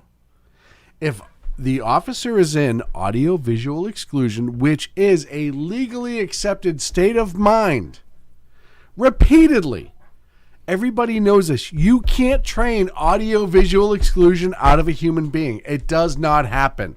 Well, and you can't prepare for those specific things. And because in training you can come close, but you cannot replicate in training precisely what you'll encounter on the streets. Anytime you're in training, you know you're safe. And if you do enough training, you become more comfortable that you're safe in that training. that the training is not devised to hurt you. It is actually devised to make sure that you're protected. Oh, this opens so many doors. I know, but it's lawsuit 101, right? How many trainings have you given where you've had to stop short of actually great training because of the lawsuit factor? Well, and because you don't want to see your students injured because you know that. But even there. You and I have that's both, a story for another day. You and I have too? both taught. We both know that there are certain things you can teach in a safe environment that have been outlawed because of one incident. Yes. Oh, Yes. My God.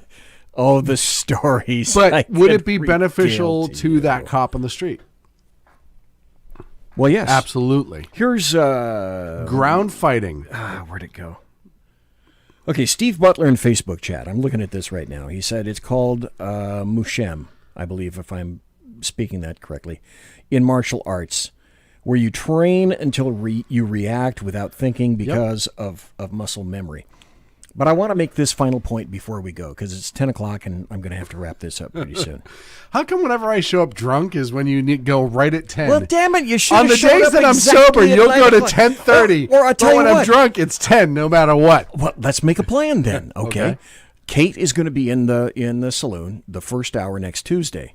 Who? Kate I'm gonna not screw me, screw you. Kraszewski. Okay. She's the creator of the Facebook page, Survive, Thrive, Stay Alive. Okay. Great Facebook page. And she I'm started not on it. Facebook anymore. And so she's going to be back on Tuesday. After her, now if you want to come in and we can sit down and talk about stuff, hey, let's do it. Next Tuesday? Yeah. All right, I can get drunk for that. Hell yeah. If you have only noticed, I only broadcast anymore when I've been drinking. And I think that's a wonderful thing. God loves a cheerful giver. I am literally to the point that I'm just so angry with this country for what they've done to my brothers and sisters. We'll talk a lot about that, and I don't too. talk about that history a lot. I don't for a reason. I have a lot of reasons. And most of that reason is family, but there's a lot of reason that I still have a lot of brothers and sisters who I love that are still active. And it's one of those things that we as a nation have pushed aside all common sense and reality for this. And I was going to talk all about that tonight, and I even ran out of time for that. Leslie in chat over in SHR Media says Kate Kraszewski. So okay.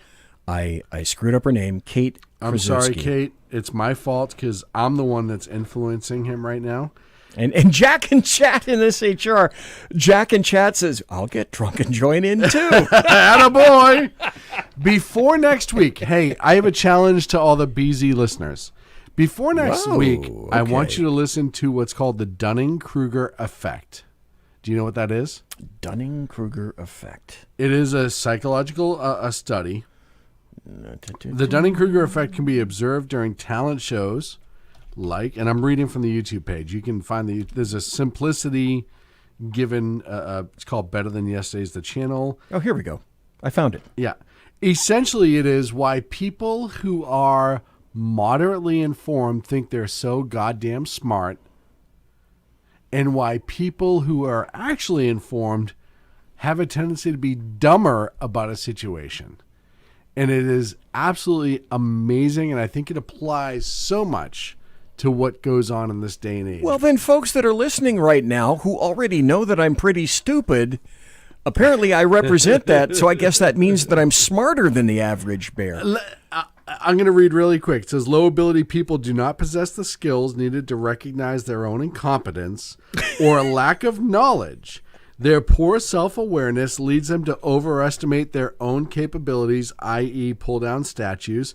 However, when you become more knowledgeable about a certain topic, the confidence fails. Only when you start to reach above your average skill do you start to regain that confidence. And folks, final comment. How many people do you know like that? Yeah, I was just going to say they're all over the fucking place. That would be an assload of them, wouldn't it? How many people think they're smart? Am I reading again tonight? Because this is always fun when I get to read the outro. Oh, do you want it? Yeah, I want to read the outro. All right. We did that last time. Okay. And it worked out smashingly. Oh, it was fabulous. It's the one that has plastic coating. Folks, on. this is going to be great. We're going to wrap it up. the cursor locked up on me, or else I'd show Sackhead Sean. Son of a there. bitch. I know. So what I did last time Sackhead Sean was here, I have an outro. Yes. Okay, and I read it, although I know it by heart now. Verbatim, you still read it every night. I still go through the same thing every night as I go out on the music. So the other thing is, you're going to have to make sure that you wrap this up before the end of the song. Can you do that? I have to time it. I know Okay. I have to time it. Okay. All right. So now, instead of me and I make doing some the adjustments as we go. Okay. Yes. Well, you should. Now we'll start the music, and Sackhead. Okay, we're going to am start I really the music. doing your outro? Oh, hell yeah. Oh, yeah. I'm going to start the music, and Sackhead Sean is going to do the outro for the Saloon. So here we go with the outro music. Take it away. It's such a great movie. I know. Ladies and gentlemen, boys and girls, children of all ages, thank you for listening to the Below-Eating Zeppelins Berserk Bobcat Saloon. Live and direct right here on the SHR Media Network.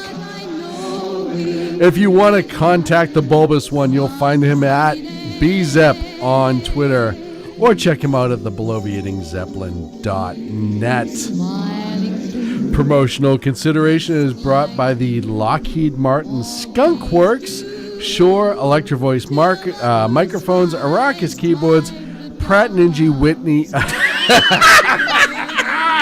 Pratt & Whitney engines, as well as GE engines. Trust you can thrust. Also by Allahu Snack Bar, a little bit of Muhammad in every bite. Not to mention tonight a little bit of Blanton's. Tiaras by My Little Ponies. Special thanks to my KC-135. I'm crying. Basil Hayden's refueling team, with whom I have already consorted with a few hours ago. Thank you ever so kindly to listening live.